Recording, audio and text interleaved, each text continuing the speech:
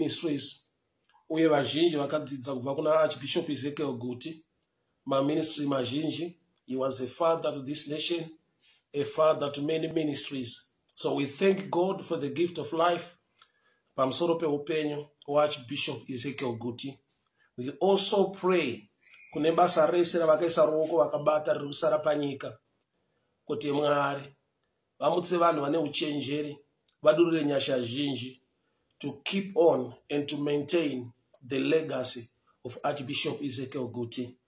So may he so rest in eternal peace. Mwari achitiitira nyasha.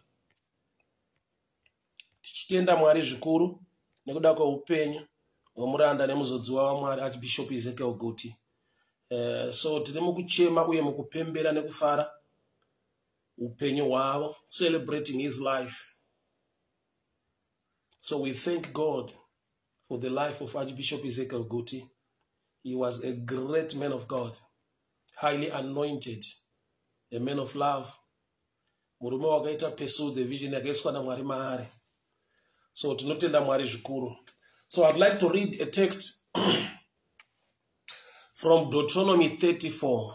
Deuteronomy 34 from verse 5. So Moses, the servant of the Lord, died. He died there in the land of Moab, according to the word of God. So the servant of the Lord Moses died there in the land of Moab, according to the word of God. And he was buried in the valley in the land of Moab, over against Bethpor. But no man knoweth of his sepulchre or his grave unto this day. Moses was 120 years old, and his eyes were not dim, and his natural force abated. And the children of Israel wept for Moses in the plains of Moab 30 days. So the days of mourning, the days of weeping and mourning for Moses were ended. Nditaure pamusoro pe a servant of God who passed away, anova a leader who Exodus wainzi Moses. Moses' burial was done by God. Moses hakuna vanhu vakatora mutumbi wake vakandomuviga. When Moses died, God himself came down to bury this man. There is a deeper revelation concerning it that I would like to explain. Baba Kungwa, God bless you. Mike Zaitaru, Apostle Trey, may the good Lord bless you. Arnold Semera. So when Moses died, God came down and buried this man. Until today, people don't know. Until today, people, they don't know. Until this day, they don't know his grave. Mwari vari kuviga Moses is a man wakaita basa ravo. Mwari vari kuviga Moses not to become a stumbling block to the movement of the people of Israel. Nekuda kwekuti kushanda kwaita Mwari na Moses ndizvozvo zvarida kuitwa futi naMwari na Joshua, but nenzira yakati siyanei, but ne purpose yakangofanana. Purpose is to get into Israel promised land.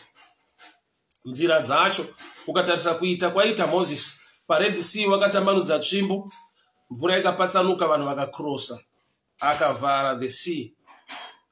But kana Joshua now haanawo tsvimbo yaanonotambanudza kana vasvika paJordan River, anopa vanhu instruction, vapriest vakatakura areka kuti nyika yemakumbo mumvura.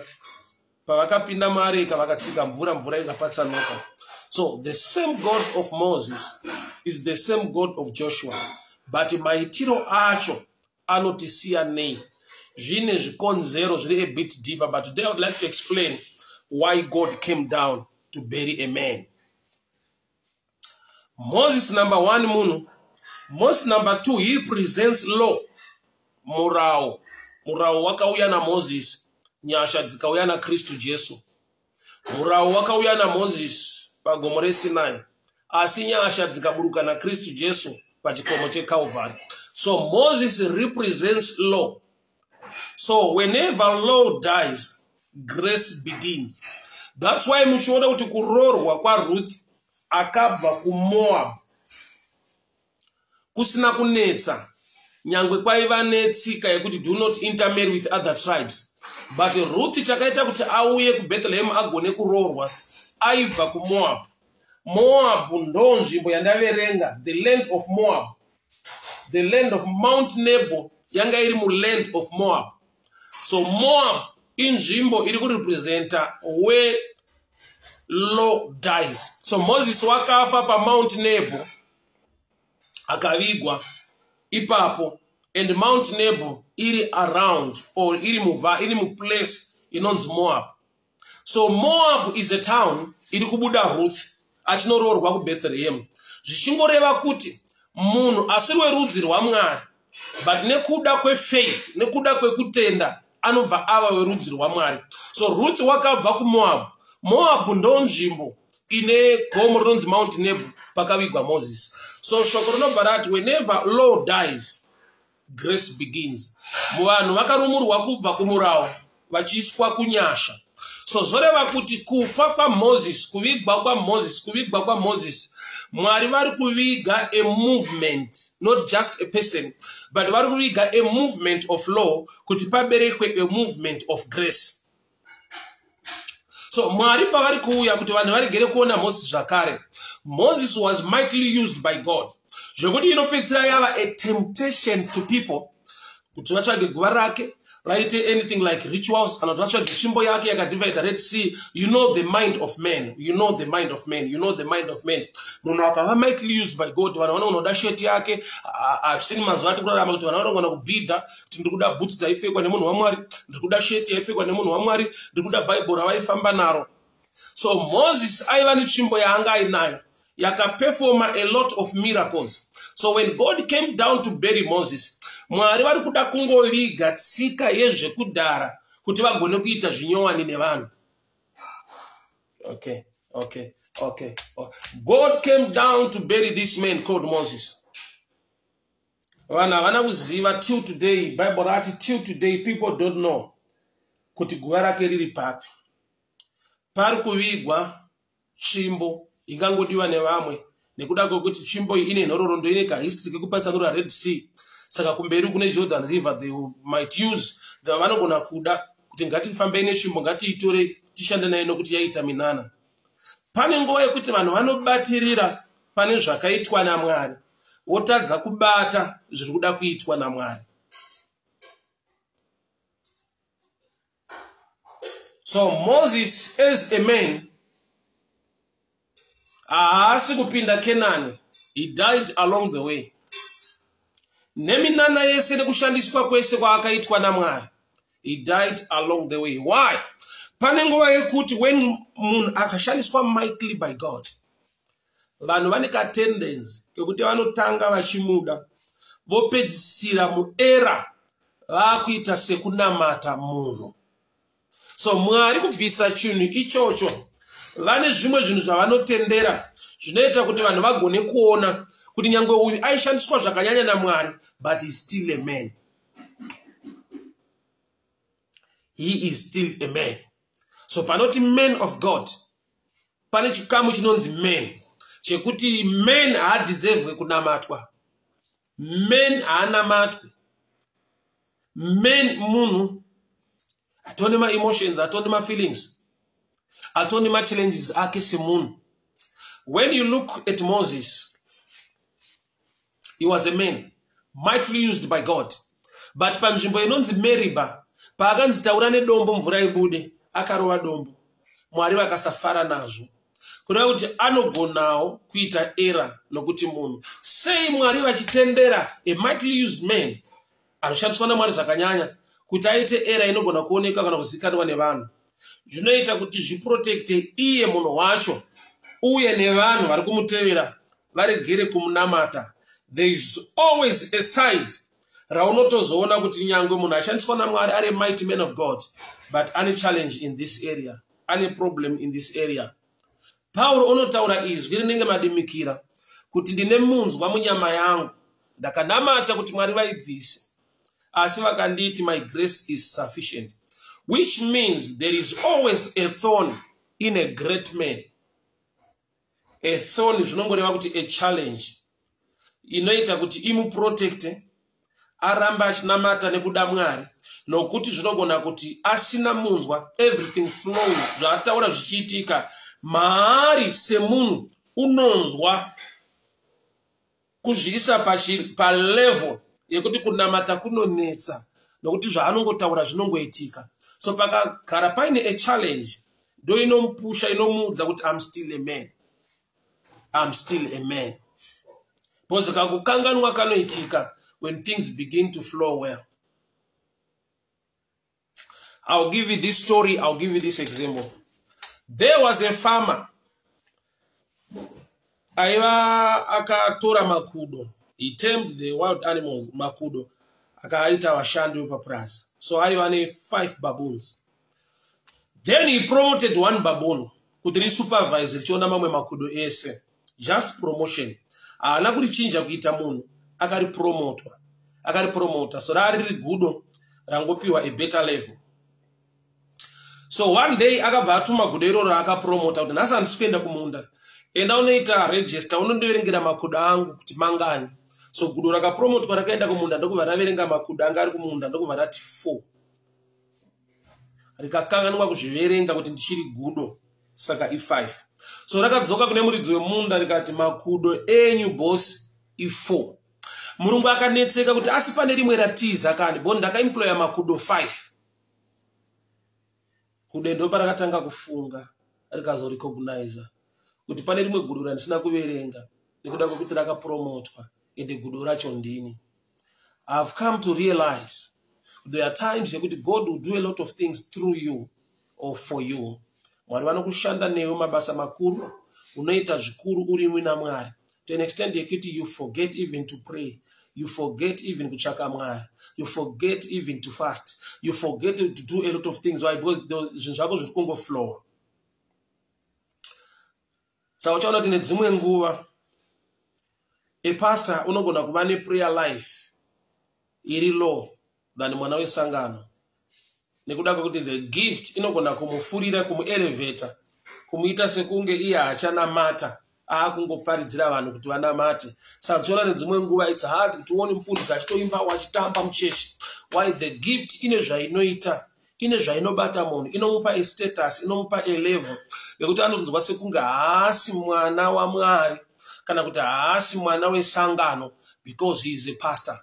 A pastor gift, munhu wese ari gifted. Gift ine manyawi, ine kadenja kekuti inogona kukupinda mumind, wotokura musoro to an extent yekuti panoimbwa unogona kusaimba, panotamba vanhu vachitambira Mwari wavo unogona kusatamba, wakangopeta maoko wakagara. Kana zvinoda kuitwa dzimwe nguva uchaita une vanhu vaunotuma kuti itai. But I love and respect David to an extent yekuti pakauya areka, David wakatamba. He was a king, aigona kusarudza kwaya. He was in charge, aigona kutsvaka vanhu kuti imba yapa wafanaridza ngoma tambai. But akati ndarangarira Mwari kwaakandibvisa, and he began to dance unto the Lord. Kura, there must always be a reminder in you kuti usati wakuparidza vanhu, asati wakomberera maoko, you were just an ordinary person aingofambawo achitsvakawo nyasha. Zvino kana nyasha dzauya, don't forget where God took you from. I don't know saying to enter this angle, but my teaching today is concerning the death of Moses. He was a great man of God, mightily used by God, but nguva yakakwana yekuti achifa. So munhu anofa. That's the real facts of life. Chakaberekwa chinofa. So when Moses died, God came down and buried this man. Bible pandaverenga pati till today.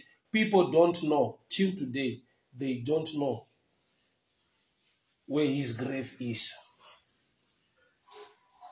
Sei Mwari vafunga kuviga munhu.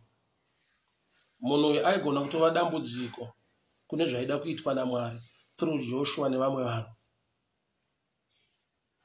So Joshua haana chinobatika chaakatora kuna Moses, but ane zodzo rekunamatirwa negrace dzakaiswa naMozisi pamusoro peupenyu hwake. Nekuda kwekuti haasi kufanirwa kutora formula, anofanirwa kutora kutenda, anofanirwa kutakura zodzo rekuti Mwari vaite naye zvitsva. Saka zvese zvichaitwa naMwari naJoshua zvakasiyana nezvaitwa naMwari naMozisi. even by dimension yema miracles. Moses unotorova dombo richibuda mvura. But under the ministry of Joshua kunotocherwa matsime. Under the ministry of Joshua hakuna mana, hakuna chingwa chinoburuka kubva kudenga. Vanhu vanorima ivhu promised land vokohwa vodya. So there are times yekuti munhu unoshandiswa naMwari to an extent yekuti vanhu vanenge vachimucompare nemumwe munhu, yet are the same God ari kuita zvinhu with a different dimension.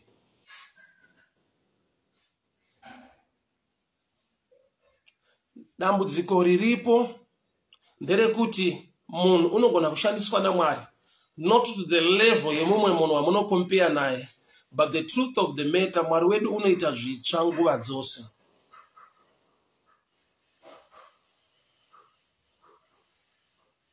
So Moses was mightily used by God, but paakafa God came down and buried this man. Why? Because Mwari varikuda kuita new things. Is the same God of Moses and now with Joshua. He is the same God. Aifamba na Moses, but aakufamba na Joshua. But maitiro aakuitwa na Mwari na Joshua, they are different.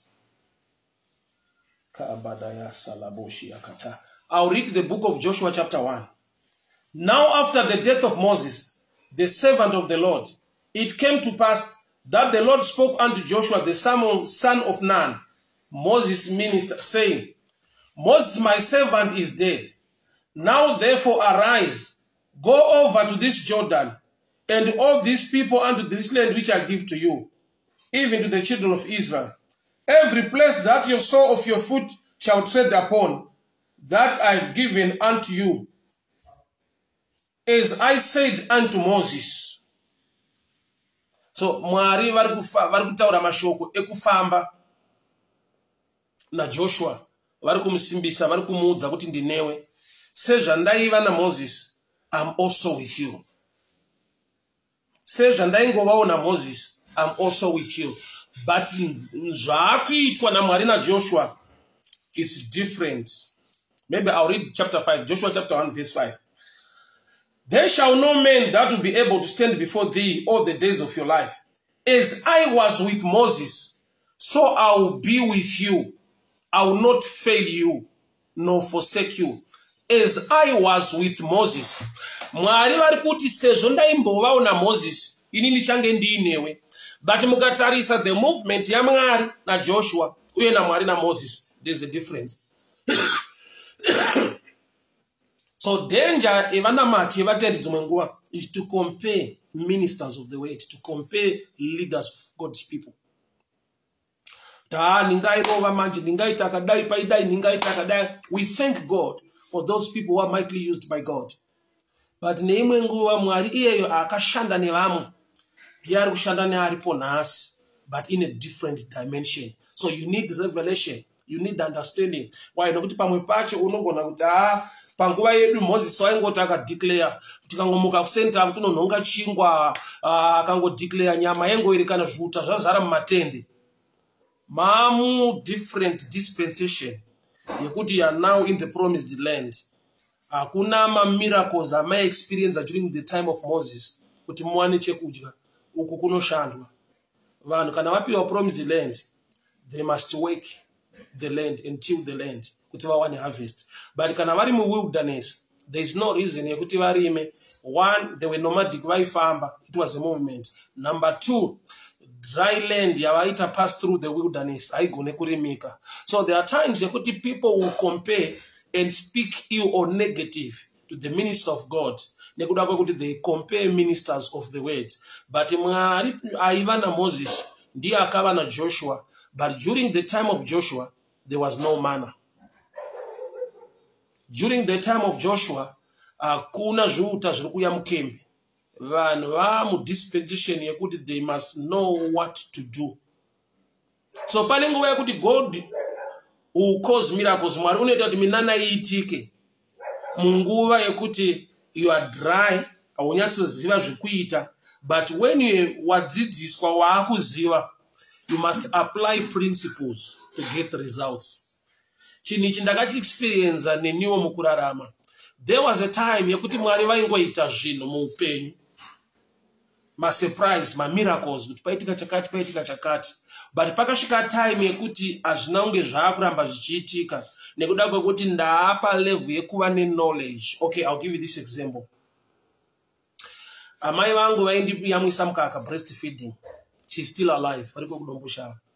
Izvezvi ndikazwa kuda mukaka, handiende kwavari. Ndakura ndagona kushanda zvokuti ndinogona kutenga mukaka ndikanwa. Ndakatorumurwa kubva pamukaka waamai, asi handina kurumurwa kubva parudo rwaamai. Yeah, maybe you can get it this way. Ndakarumurwa kubva pakunwa mukaka wamai vangu, handina kurumurwa kubva parudo rwaamai vangu. Vachiri kundida semadiro avaindiita ndiri pamakumbo tichinwa mukaka, ndo madiro avanondiita nhasi nyange vasiri kundipa mukaka. It's a phase, it's a dispensation. The same mother, the same love.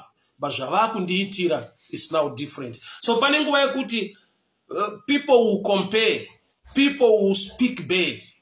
Munhu waMwari afa, pane munhu asarudzwa naMwari to take over. They will compare. And pa comparison, pane kuti vamwe vagone kupanduka kuti auya hana Mwari uyu. Saka chechi yatofa because munhu waMwari aita akadai, munhu waMwari aita akadai, Moses akangodai so tsvimbo yake zviuta zvozara mukembi, Moses akadai so vanhu vakutonhonga chingwa, Moses akadai so paRed Sea vanhu vokrosa, but indau yari kuti hanzi nyika yemakumbo. As I was with Moses, as I was with Moses, I'm also with you. Ndoti mubate mazuva aya madzangu, tibatsirane. Because a disaster sometimes, we are ahead of us. Aitangire the way or the plan of God or the teaching of wisdom. Kuti tigone survive the challenge iyoyo. Challenge iyoyo iriko when people are used to a great man of God. Pagazo sara munhu arikuita take over, they will compare in nature even. So I want to, I don't know whom I'm talking to, but Mwari wangu tsimbidzira kuti ningoti inzwa maziwa ya as I was with Moses. Sezvandaiva naMoses ndinewe Joshua. But ukatarisa kuoperata kwa Joshua it's different from Moses. Arumurwa kubva paminana yaitwa naMwari naMoses, but haana kurumurwa parudo rwaMwari nekufamba naMwari. Kanipedze neipapa. Ndataura ndikati mai vangu vakandirumura pamukaka, breastfeeding. Havana kundirumura kana kundibvisa pamoyo wavo parudo rwavo semwana wavo. Ndine zvandisisiri kuwana, ndine zvavasisiri kundiitira, asi rudo rwavo haruna kuchinja. So Mwari unoramba une kereke yake, Mwari unoramba une ministry, unoramba une church yake, nekuti church haisi yemunhu ndeya Mwari. But dambudziko revanhu riri pautungamiriri kuti uyu wacho azonzi aita apa is not a great teacher sometimes. Vachikompea kuti apa ningi wairova uyu haasi kurova, ningi waishandiswa naMwari vaita mamiracles, mukaverenga mabhuku ake ndironhu wakaita zvakati. There will come a time yekuti Mwari unoti sezvo ndaivaona Moses ndinewe futi Joshua, but look what God will do with Joshua. Uchaona kuti Mwari kana aina Joshua seems as if he's a stubborn guy. Nokuti vanhu pavanoita nharo anoti ini nemhuri yangu tinopinda. Hama dzangu kana musingade kufamba, musingade kupinda Canaan, ini nemhuri yangu tinopinda. Moses was a man wekuti vanhu vakanetsa waigona kunopfugama on behalf of the people as a great intercessor. Oti Mwari vanhu venyu ndimi makavabvisa kuEgypt. But kana ari Joshua manje, Joshua unoti kana musiri kuda ini nemhuri yangu topinda. Yeti Mwari vatsigira kuti sezvo ndaiva naMoses, I'll also be with you. So this is a warning, this is an advice to the church and to the people of God. But when the great man of God passes away, iye yabva nechikamu chake nenguva yake nekushandiswa kwaMwari, but the move for Canaan is still there. So God will raise a man. God will choose a man. God will give us a leader. Danger, ngatiregei kukompea vanhu vaMwari. Kuti Moses angari kumberi Joshua agone. As I was with Moses, Ndozva ndichaitawo ndinewe Joshua.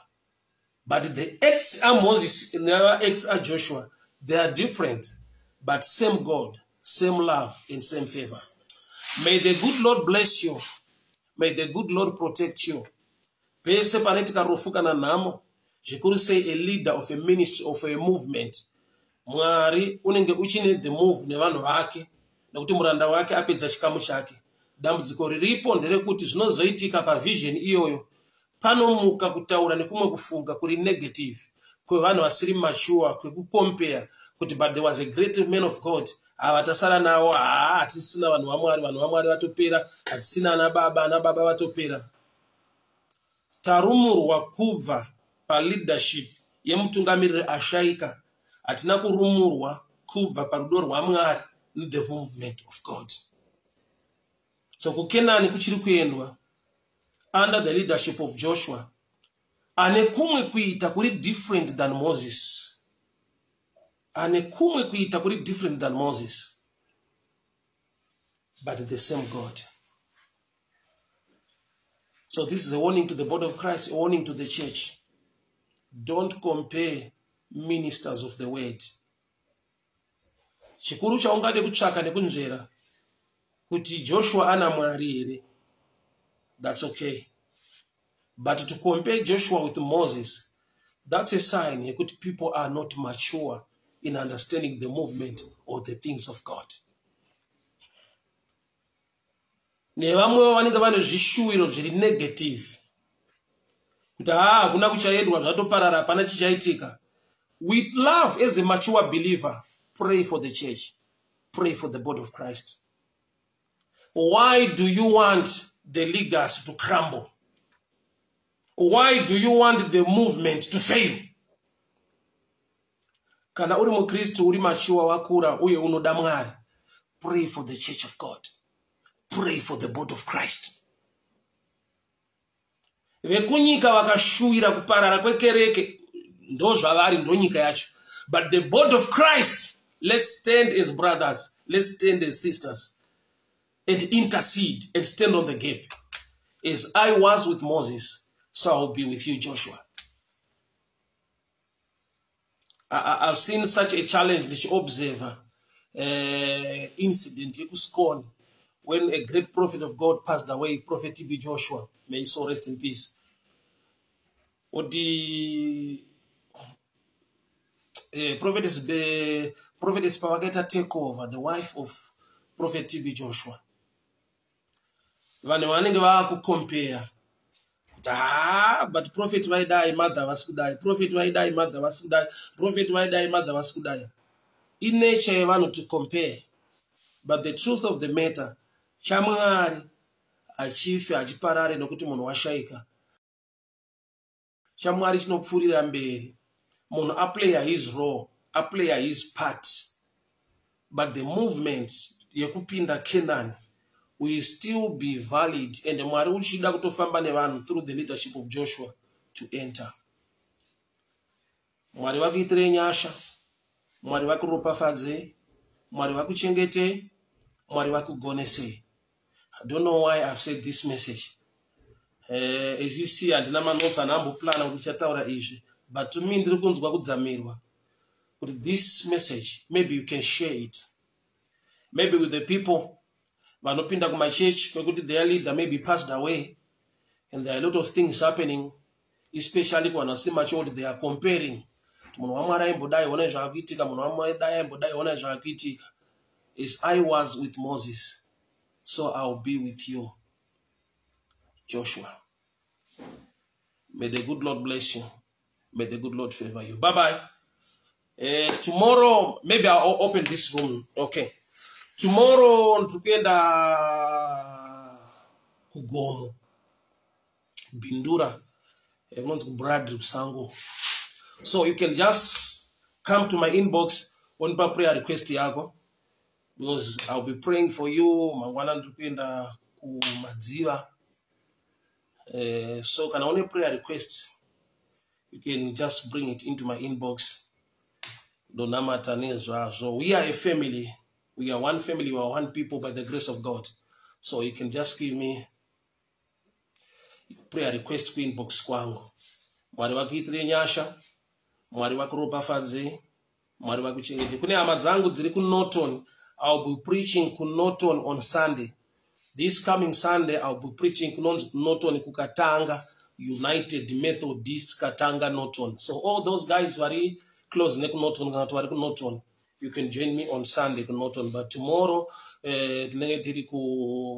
just after Bindura, before chikolo chinonzi Bradley area imadziwa ikoko. So you can just send your prayer request to inbox kwangu. May the good Lord bless you. May the good Lord favor you. Please, please, please, please. If you know people who are wounded concerning the ministry or concerning the church, maybe because of the passing away of the leader, church kwavo in comparison share this message. Share this insight. As I was with Moses, so I'll be with you, Joshua. But ukatasakuita pamwari na Moses nekita kwamwari na Joshua, it's different but same God. Urumurwa pamukaka kusikusaidiwa. Rudo rwamai aruchinje even wabviswa pamukaka. Chango chinja ndechekuti auchatenderwa kunwa mukaka. Waenda mu new dispensation, mu new phase. Bye bye. God bless you. Thank you so much. Cecilia Maponga, God bless you. Terry Nyoni, God bless you. Debson Mafumba, may the good Lord bless you. May the good Lord protect you. Metir Wenyasha, Mwari Vakropafadze, Mwari Vakuchengete, Rebecca Ngwarati, God bless you. God bless you. Nyasha Zwans, with Cynthia Kamanga, God bless you. God bless you. Brian Mafua, God bless you. Tinashe Kudzaichi Wena Amos Majuta, may the good Lord bless you. Memory Piri, may the favor of the Lord be upon your life this morning. In the mighty name of Jesus. Lawrence Mataka, Catherine Guanangura, God bless you. Buyawa Jasoni, my Moyo Kahari, God bless you. Saru Goba, God bless you. Tendai Wines, God bless you. Tatenda Mupindu, favor upon your life in the mighty name of Jesus. Brenda Magomba, may the good Lord bless you. Coletta Nyamupinga, God bless you. God bless you. Lucius Musa, God bless you. Mwariwagitire Nyasha, Mwariwagropafadze, Zuma Nduna, God bless you. Rutenda Katema Nyoka, God bless you. Cheliti Malimusi, God bless you. Shideu Ashley, Ivima Sharawata, Lawrence Dzedze, God bless you. Patisi Wenlove, Lamek Piri. Bye bye guys. Join me tomorrow. Shalini Maka, God bless you. Tapiwa Mabaudi, Robima Esera, God bless you.